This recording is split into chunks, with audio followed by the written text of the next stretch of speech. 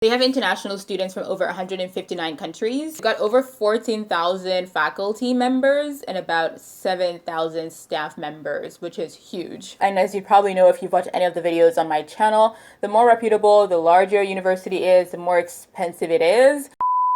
How's it going? Welcome back to my channel. My name is Boma. I'm an award-winning entrepreneur and community leader, and this channel is dedicated to helping you succeed as an immigrant here in Canada. Today's video is about the top 3 universities in Canada. Yes, a new report has been released, and only three universities in Canada made it to the global ranking. So if you're curious about those universities are to help you in your application process, if you're thinking of coming to school in Canada, you gotta subscribe and you also have to like this video. Thanks for doing that, and let's get started.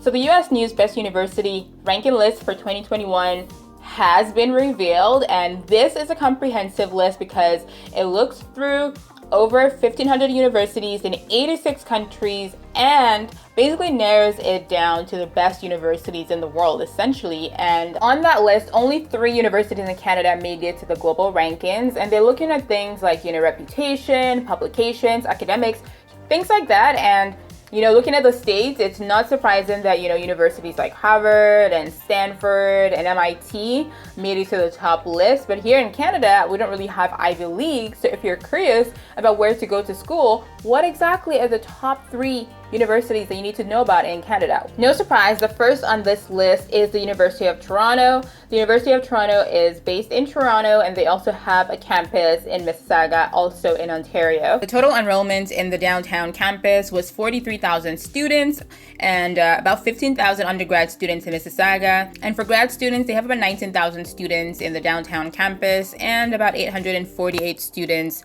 in Mississauga. For domestic students, they enroll about 4,000 grad students and about 19,000 international students. They have international students from over 159 countries. The top 3 countries are China and India and the United Kingdom, which I find kind of interesting, but I guess, lots of British students and I guess exchange students as well go to the University of Toronto. We've got over 14,000 faculty members and about 7,000 staff members, which is huge. They've got over 700 undergrad programs, and if you're looking at international student fees, you're looking at somewhere between $35,000 and $55,000 for international student tuition and fees. So it is very, very pricey to go to the University of Toronto, but you know what? You're paying to live in Toronto, you're paying for the reputation, and you're also just paying for that experience as well.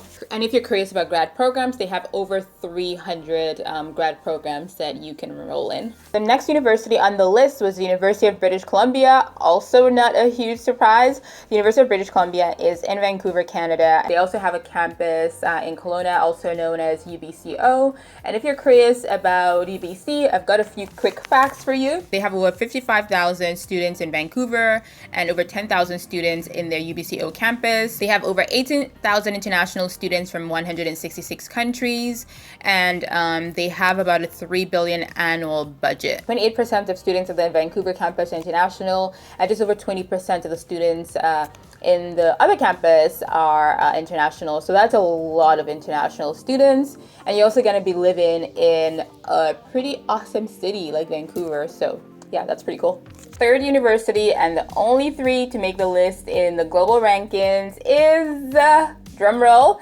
McGill University in Montreal. No surprise there. McGill University is in one of my favorite cities in the world. Montreal is one of my favorite cities in Canada, and probably one of my favorite cities in the world, actually.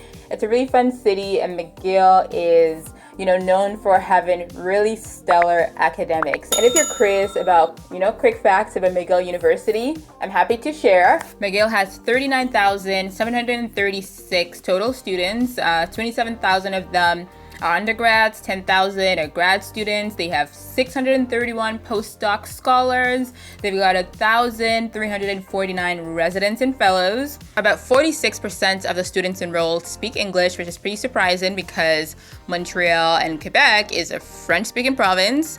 18% speak French, and 34.9% speak other languages. Almost half the students are from Quebec, 22% from the rest of Canada, and 30% are international students. And as you can see there, the students who are coming to McGill have some pretty stellar academics. So yeah, again, this list is not surprising. And maybe I'll close this video just to let you know that, in my opinion, university rankings don't really matter. Am I allowed to say that? As a person who is an employee, I went to University of Victoria, which, is not in the top 3, not surprising. It's a respected institution, but it's not, top 3 in Canada. And as a person who now employs people, I don't really care if a person went to U of T or McGill or the local community college, All I care about is that they can do their job, that they're a good communicator, that they meet deadlines and things like that.